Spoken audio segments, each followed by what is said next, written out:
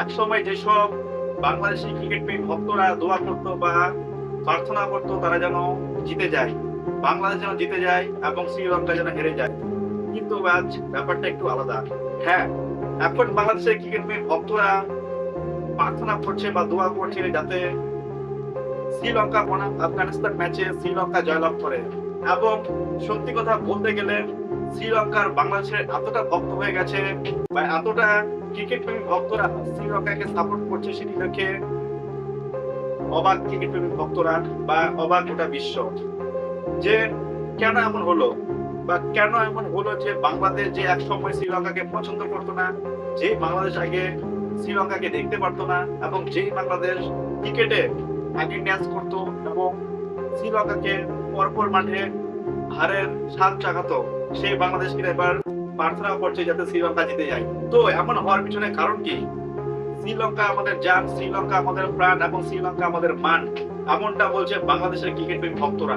হ্যাঁ, ঠিকই শুনছেন, এমনটা বলছে বাংলাদেশের ক্রিকেট প্রেমী ভক্তরা, যারা কিনা এক সময় শ্রীলঙ্কাকে কটু ভাষায় গালিগালাজ করতো, এক সময় শ্রীলঙ্কা টিমকে সাপোর্ট করতো না, এক সময় শ্রীলঙ্কাকে হার চাকানোর পরে তারা নাগিন ডান্স করতো সেই শ্রীলঙ্কাকে এবার এবং শ্রীলঙ্কার হয়ে এবার প্রার্থনা বা দোয়া করছে বাংলাদেশি কোটি কোটি দর্শকরা যারা ক্রিকেটকে প্রকৃতপক্ষে ভালোবাসে।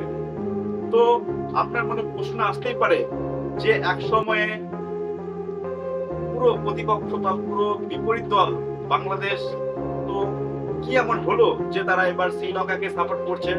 কি এমন হলো যে তারা শ্রীলঙ্কার প্রতি এত ভালোবাসা দেখাচ্ছে? এবং কি এমন হলো যে তারা আবার দোয়া করছে যেন শ্রীলঙ্কা ম্যাচে জিতে যায় এশিয়া কাপ 2025-এ? হ্যাঁ, এশিয়া কাপ 2025 যেখানে কিনা শ্রীলঙ্কা বনাম আফগানিস্তান হবে, সেখানে সবাই দোয়া করছে বা প্রার্থনা করছে যেন শ্রীলঙ্কা জিতে যায়। কারণ কারণ একটাই যে সুপার ফোরে থাকতে গেলে বাংলাদেশকে শ্রীলঙ্কাকে জিততে হবে। হ্যাঁ, সুপার ফোরে যদি থাকতে চায় বাংলাদেশ, তাহলে শ্রীলঙ্কার জয় অবশ্য বা অবশ্যই। কারণ বর্তমানে বাংলাদেশের যে পরিস্থিতি, যে বাংলাদেশের যে কন্ডিশন, তারা দুটি ম্যাচ জয়লাভ করেও তাদেরকে যদি সুপার ফোরে এশিয়া কাপ 2025 থাকতে হয়, তাহলে তাদেরকে যেটি করতে হবে সেটি হলো শ্রীলঙ্কাকে জয়লাভ করতে হবে। হ্যাঁ, সেই আফগানিস্তান টিমকে হারিয়ে শ্রীলঙ্কাকে জয়লাভ করতে হবে, তাহলে বাংলাদেশ এশিয়া কাপ 2025-এ থাকতে পারবে। হ্যাঁ, বাংলাদেশ যিনি কিনা পর দুটি ম্যাচ জয়লাভ করে এশিয়া কাপ 2025-এ, তবু পয়েন্ট টেবিল যদি আপনি একটু লক্ষ্য করে দেখে থাকেন, তাহলে আপনি দেখতে পাবেন যে বাংলাদেশকে জিততে হলে শ্রীলঙ্কাকে জয়লাভ করতে হবে এবং আফগানিস্তানকে হারাতে হবে শ্রীলঙ্কাকে। তো এর পরিপ্রেক্ষিতে বাংলাদেশের হাজার হাজার কোটি কোটি ক্রিকেট ভক্তরা এবার প্রত্যক্ষ এবং পরোক্ষ ভাবে দোয়া বা প্রার্থনা করছে যাতে শ্রীলঙ্কা জিতে যায়। কিন্তু সত্যি কথা বলতে গেলে এটি কোনো ক্রিটিসাইজ করে না বা এটা কোনো খারাপ ব্যাপার না। দেখে সত্যি ভালো লাগলো যে ক্রিকেট একটি জেন্টলম্যানের খেলা, সেখানে হার জিত তো নিশ্চিত বা হার জিত থাকবেই। এখানে যেটি সব থেকে বেশি দরকার সেটি হলো মনুষ্যত্ববোধ। কারণ ক্রিকেট কি এমন খেলা, সেখানে আপনার যেটি সব থেকে দরকার সেটি হলো ভালোবাসা এবং মিলবন্ধন। তো যেই জিতুক না কেন, আফগানিস্তান জিতুক না কেন বা শ্রীলঙ্কা জিতুক না কেন, সেটা বড় ব্যাপার না।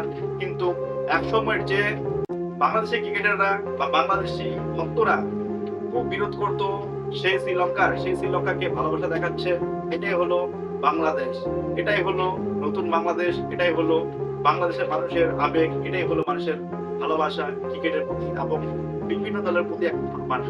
তো বন্ধুরা, আমার ব্যক্তিগতভাবে মনে হয় যে খেলায় যে হয়ে থাক না কেন, মানুষের সব থেকে বড় দরকার সেটি হলো একটা মনুষ্যত্ববোধ, যেটা দেখা যাচ্ছে বর্তমানে বাংলাদেশের কাছ থেকে।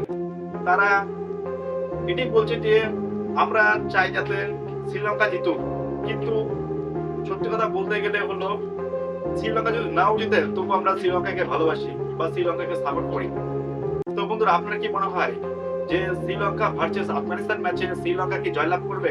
আপনি আপনার মূল্যবান রায় বা আপনার মূল্যবান মতামত কমেন্টে অবশ্যই জানাবেন। আর আপনি অবশ্যই আমার চ্যানেলটি সাবস্ক্রাইব করে এবং লাইক করে আমার পাশে থাকবেন।